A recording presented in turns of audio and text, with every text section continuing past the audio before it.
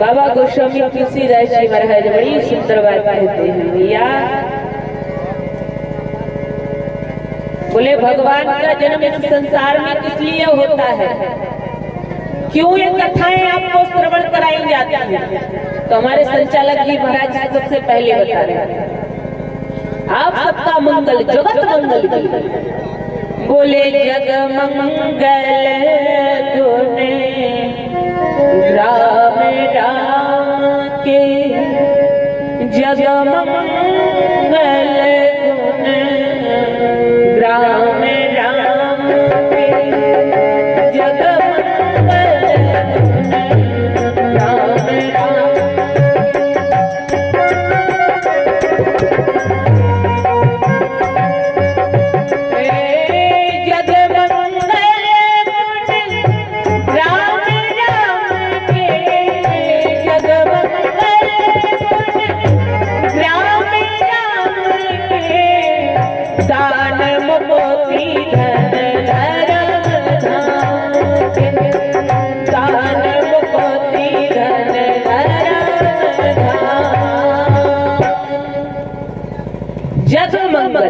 जगत मंगल के लिए, क्योंकि भगवान है ही ऐसे सब जगत के लिए। और कहा क्या है, दान मुक्ति धन धर्म धाम। जो देखो माताओं बहनों से मेरा अनुरोध है कि महाराज बात ना करें कि वैसे भी हमारी माताएं बहुत भारी संख्या में आई हुई है और फिर वो भी बातों में मन लगा लेंगी, तो फिर बताइए महाराज मेरा मन कैसे लगे। इसलिए बड़े भाव से भगवान की कथा का आनंद लेंगे। तो महाराज संत से कली पापा अवतार गोस्वामी तुलसीदास जी महाराज श्री रामचरणामृत चंचरी भक्ति भूषण श्री तुलसीदास जी महाराज कहते हैं कि जग मंगल गुण ग्राम राम के दान मुक्ति धन धर्म धाम। जगत मंगल के लिए भगवान का आना हुआ है और उसके साथ ही आप फ्री फंड में चीजें मिलेंगी जो भगवान से प्रेम करेगा। दान में क्या मिलेगा आपको? मुक्ति मिलेगी, धन मिलेगा, धाम मिलेगा और धर्म मिलेगा। बस शर्त क्या है? प्रभु से प्रेम होना चाहिए, भगवत कथा से प्रेम होना चाहिए, हरिनाम स्मरण निरंतर आपके हृदय में चलना चाहिए। यह भगवान की शर्त है। इसलिए संत लोग कहते भी सर्वे भवन्तु सुखिनः सर्वे सन्तु निरामयाः, सबका कल्याण हो, सब आनंदित हो, सब भद्र हो।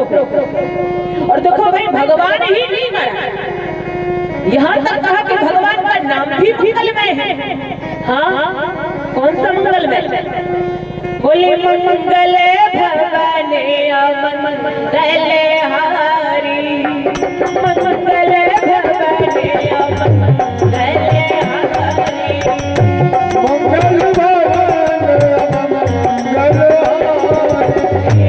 मंगल भवन मंगल हारी, ओ मंगल भवन मंगल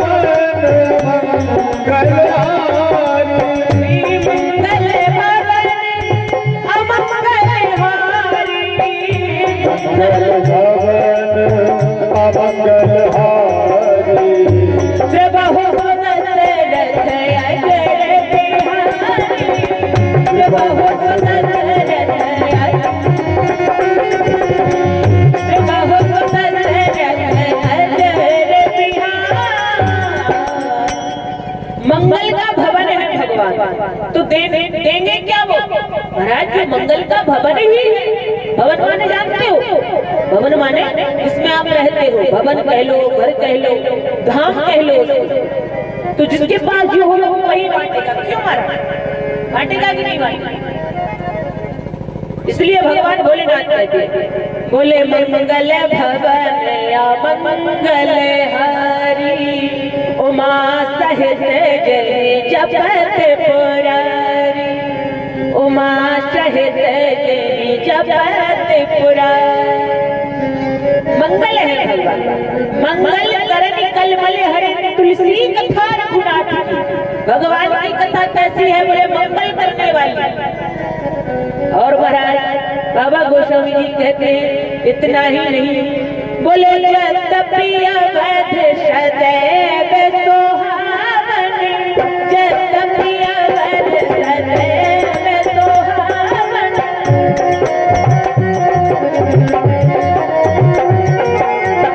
जतपि अवध सदैव सोहावन, जतपि अवध सदैव सोहावन, रामपुरी मंगलमय पावन, रामपुरी मंगलमय पावन। बोले महाराज वैसे तो भगवान की पुरी बड़ी आनंदमय है, रामपुरी मंगलमय पावन। यद्यपि मंगलमय है तो कहा महाराज एक बात समझ में नहीं आती। ठीक है भगवान की कथा से किसी को प्रेम हो जाए, जैसे संत पुरुष तो जैसे महाराज जी है, महाराज अयोध्या जी में निवास करते हैं, हाँ भगवान की लीला को गायन करते हैं और धाम में रहते हैं, लीला का भी चिंतन करते हैं, स्मरण में भी भगवान रहते हैं। चारों नाम लीला गुण स्मरण चारों में इनका प्रेम है। तो कहा इनको इनसे क्या होता है? अगर ये लोग मिल जाए तो इनसे क्या मिलता है हम सब? तो कहा महाराज बोले मुद मंगलमय संत समाज, मुद मंगलमय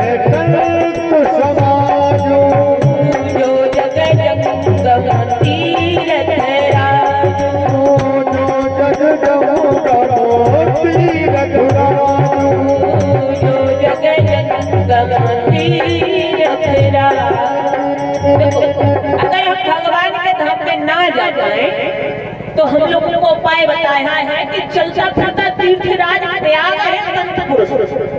हाँ महाराज, क्योंकि ये धाम में भी रहते हैं, लीला में भी रहते हैं और स्वरूप का भी देखते हैं महाराज, स्वरूप चिंतन भी करते हैं। तो महाराज जिनको चारों से प्रेम हो, इनके केवल स्पर्श मात्र से, इनकी वाणी मात्र से हम सबका कल्याण हो। तो कुछ लोग कहते हैं महाराज हमारा कभी अगर मान लो मेरा मन ना लगे तो ठीक है, वो तो धाम में रहते हैं इसलिए उनका चिंतन हो जाता है, लेकिन अगर हमारा मन ना लगे तो हम क्या करें?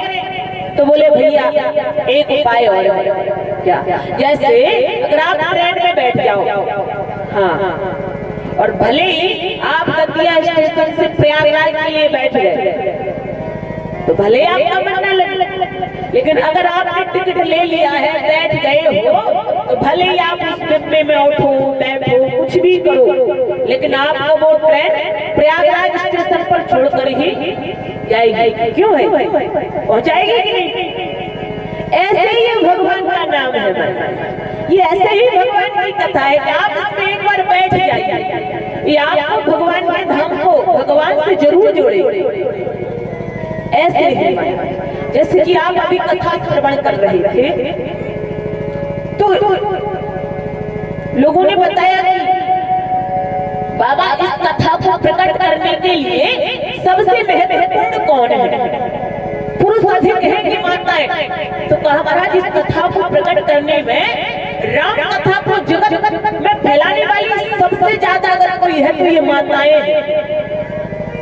कहा महाराज हमको भरोसा नहीं है, कैसे? तो विनीत जी महाराज कहते हैं राम जी का राज तिलक होने वाला था महाराज। हाँ, महाराज दशरथ चाहते हैं राम रूपी कच्चे घड़े में राज्य रूपी अवध का जल भरा जाए, लेकिन मैया कैकई ऐसा नहीं चाहती। मैया कैकई चाहती है कि राम रूपी कच्चे घड़े को अभी जंगल की आग में सेका जाए, पकाया जाए, तब इसमें राज्य रूपी जल डाला जाए, तो ये कभी नष्ट नहीं होगा। और ऐसा ही होने वाला था अवध में। तो विनीत जी महाराज कहते हैं कि श्री रामचंद्र जी अवधनाथ बनते, लेकिन कैकई के संग जो मंथरा आग की, अगर कैकई के साथ में मंत्रा ना होती महाराज, ये दो माताओं कथा को आगे बढ़ाने का प्रयास किया, तो वहां पर बैठी हुई सूर्पनखा कह रही थी, जंगल भेज दिया, अपना काम कर दिया कि काम मंथरा कर गई अपन भेजे श्री राम, और रचने में रहेगा सूर्पनखा का काम। अब आगे का काम कौन करेगी महाराज? सूर्पनखा। तो सूर्पनखा ने क्या किया? भगवान श्री राम जंगल में ही रमे रहते, रमे ही रहते वन में श्री रामचंद्र, रावण की बहन जो नाक कान कटवाती। महाराज रावण की बहन करके नाक कान ना कटवाती तो ये कथा आगे ना बढ़, और ये कथा फिर से यही रुक सकती थी, लेकिन फिर से देवी जी आई। कौन सी माता? रोते ही रहते सिए वियोग में करुणा की, सबरी सुग्रीव के जो पास ना पठावती। अगर महाराज सबरी मैया सुग्रीव के पास ना पठाती तो भगवान श्री रामचंद्र रोते ही रहते, कथा आगे नहीं बढ़। तो फिर क्या हुआ? फिर एक माता आ गया। कौन सी मैया? महाराज विनीत जी महाराज कहते हैं ढूंढते ही रहते कपि भालू वृंद, नारी तपोकुंज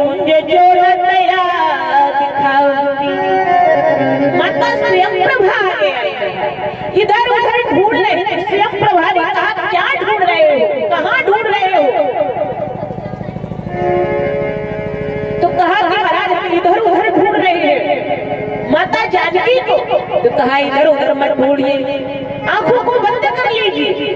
देखो महाराज, आंखों को बंद करना ये विश्वास है, और जब आपको विश्वास हो जाएगा तो आप आंखें में नेत्र बंद करके सब कुछ दिखने लगेगा।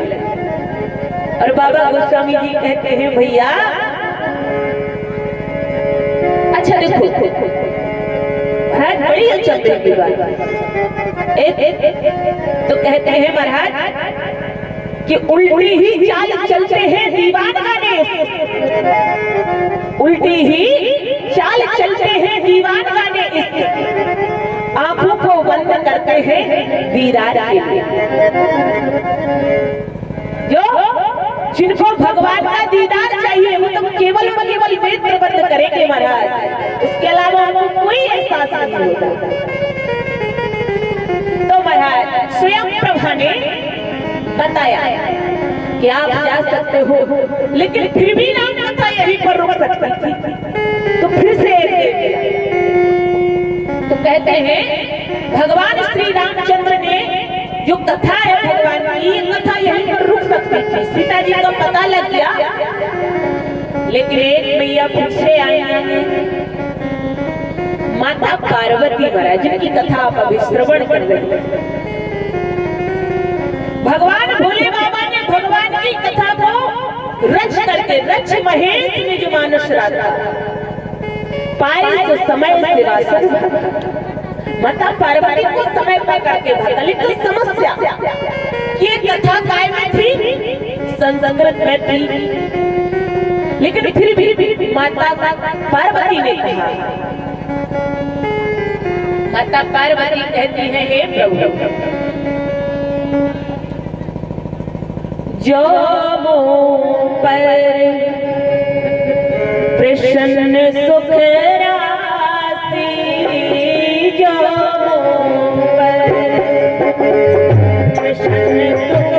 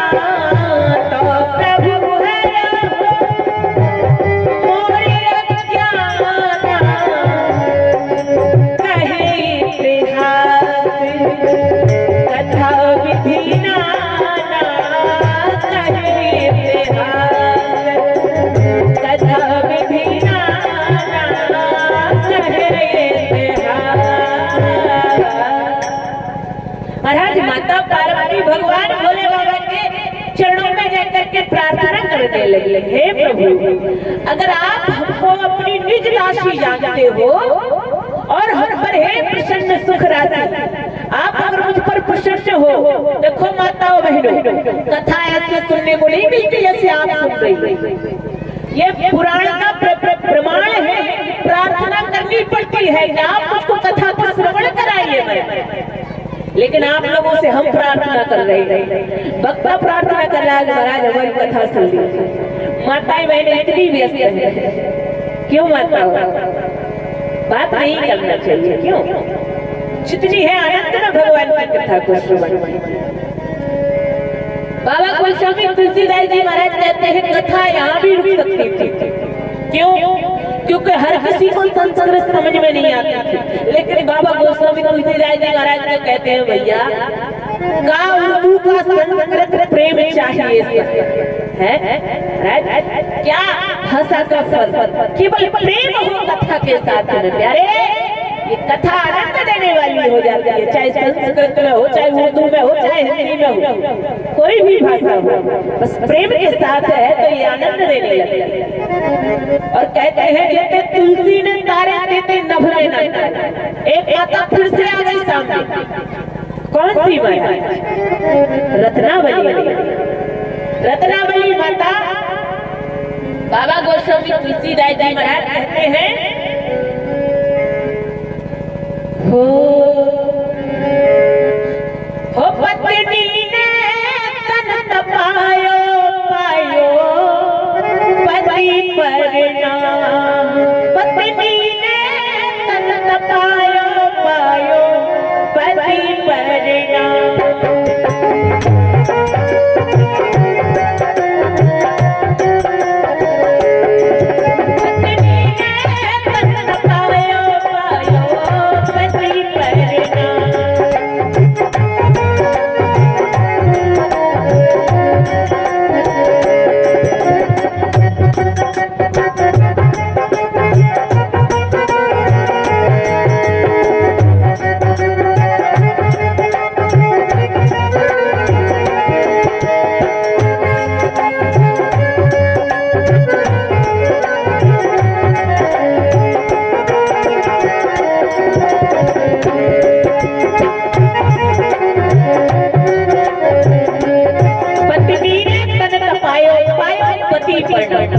समय अपनी गति से चल रहा है और अपनी बात भी पूरी करना है। बाबा गोस्वामी तुलसीदास जी महाराज कहते हैं, माता रत्नावली ने अपने तन को तपाया, परिणाम किसको मिला? महाराज तुलसीदास जी महाराज को परिणाम मिल गया कि इन्होंने हिंदी में महाराज अवधी भाषा में ये श्री रामचरितमानस लिख करके तैयार कर दी। धन्य है हमारी माताएं बहनें। बाबा गोस्वामी तुलसीदास जी महाराज कहते हैं, भैया ये राम कथा ये रत्नावली की तपस्या से पूरे संसार में पहुंच गई और हम तुम सुन रहे हैं, श्रवण कर रहे हैं। और ऐसे ही एक जगह ये संत पुरुष इकट्ठे हुए थे। कहां पर? ये राम कथा यही सिखाती है कि हमको करना क्या चाहिए, कैसे जीना चाहिए, कैसे रहना चाहिए। एक सज्जन तो कहते थे, महाराज कैसे सिखाती है हमको बताइए, हमको यही बता दीजिए क्या खाना चाहिए क्या ना खाना चाहिए। तो तुलसीदास जी महाराज ने कहा कि भाई आप रामायण पढ़ के तो देखिए, जो भगवान स्वीकार करते हो उसको ग्रहण कीजिए, जो ना करते हो उसको ना करिए। तुम ही निवेदित भोजन करही, तुम ही निवेदित भोजन